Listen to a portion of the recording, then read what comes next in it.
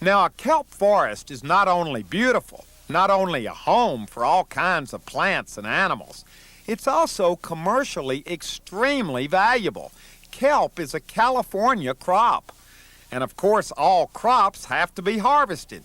So next, we headed down the coast to San Diego and went out in the ocean about half a mile off Point Loma to spend a fascinating day aboard a kelp ship.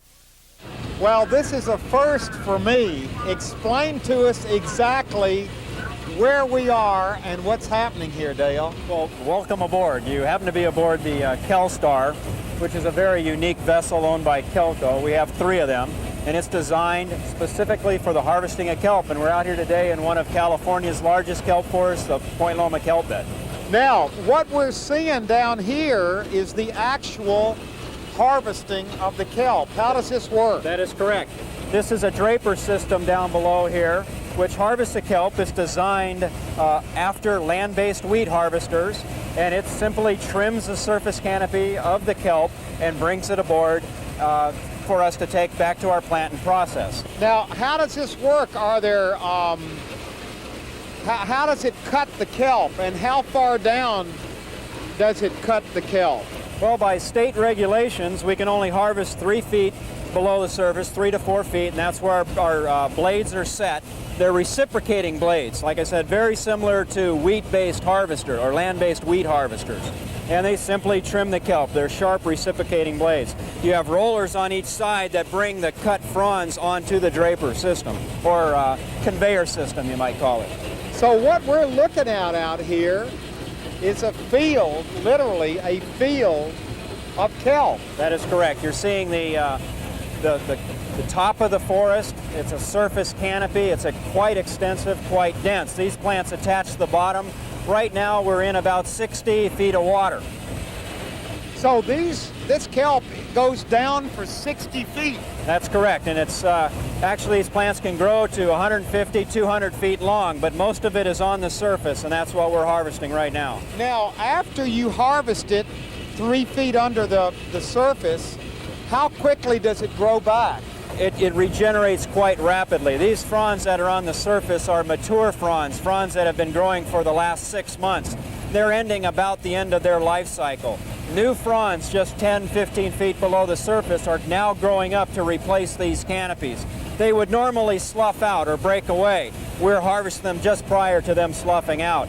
The fronds growing up will literally grow as much as 2 feet per day. And wait a minute. 2 feet a day? Absolutely. 2 feet today, a day in good growing conditions. And based on the condition of this canopy, I would be willing to bet it's growing close to 2 feet a day right now. Now, this is unique to California, isn't it? Yeah, this kind of harvesting is very unique, and it is unique to California. You will not find vessels like this anywhere else in the world, not of this size. Why California? Why our state? Well, the macrocystis beds, the giant kelp forests, are best developed along the state of California, and that includes the entire world. These are the best developed kelp beds in the world. Really?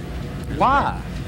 Just water conditions are perfect. This is exactly what this particular plant wants and needs, and it just flourishes in these waters. And we also have very nice shelves, mile-long shelves that the kelp grows in. So everything's perfect. Now these beds actually, and look at this. This is, I mean, it's really as far as you can see kelp. These beds really belong to the citizens of the state of California, don't they? That is correct. They're owned by the state of California. We have to lease the beds from the state, and we also pay a fee for every ton we harvest from the state. So generates quite a bit of revenue for the state of California. What's the history of kelp harvesting in California? Why California? It has an interesting history.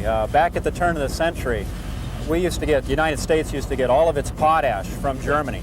And of course, with the hostilities in Europe and the onset of World War I, we needed to find a new source of potash, and you can get potash for kelp. That's for fertilizer and explosives. So during World War I, literally harvesting in California flourished. There were 1,500 companies along the coast harvesting kelp for explosives. 1,500 kelp harvesting companies? That is correct. It's like a cottage industry that just sprang up all over California.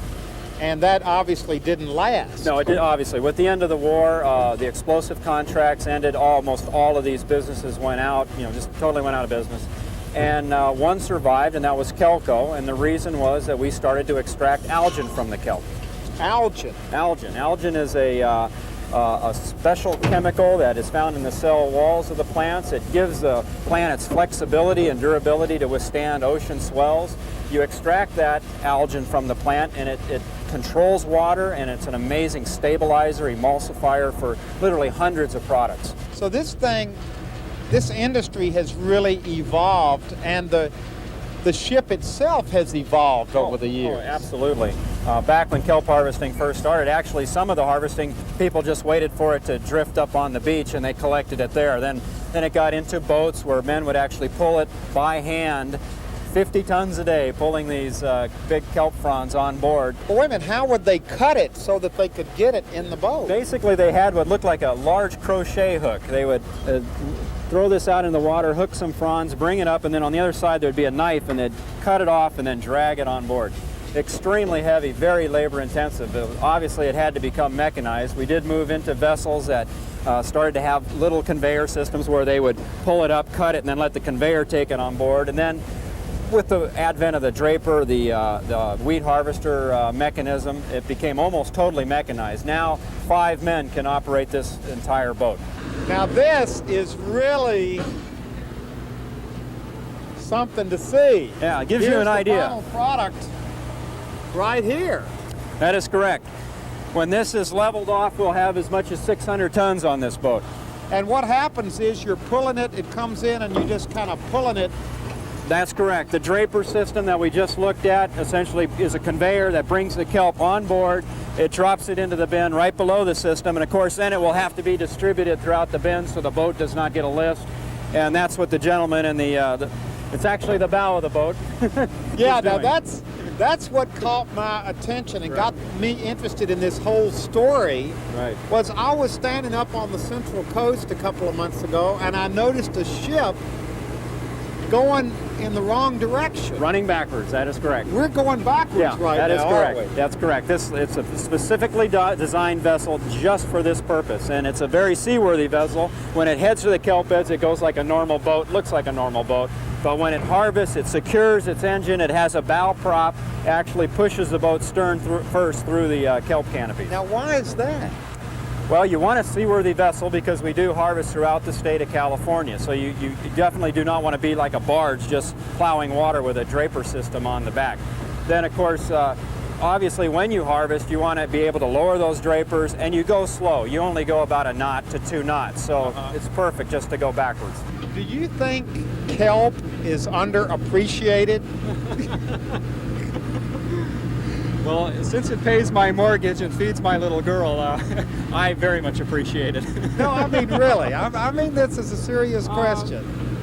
Because a lot of people might look at this whole subject area as rather frivolous and not very important. But Possibly. You go to your average citizen and ask them, what's kelp used in? They might know about it, and usually the #1 answer is ice cream. And that's what most people think, oh, kelp's in ice cream. And you could probably do without kelp and ice cream. But you would be amazed how many other products it actually is used in, that we use on a daily basis. You probably come in contact with something that has algin or a kelp product in it literally 20, 30 times a day, easily. you know, when we started this adventure, I wasn't dead sure that we were going to be able to find enough material to do a whole program on kelp.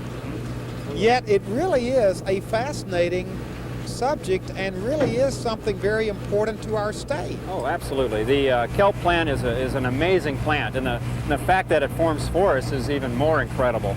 These are amazing habitats for marine life, fishermen, divers, photographers, boaters. It's an amazing environment. Otters. Otters, absolutely. Sea otters find their home.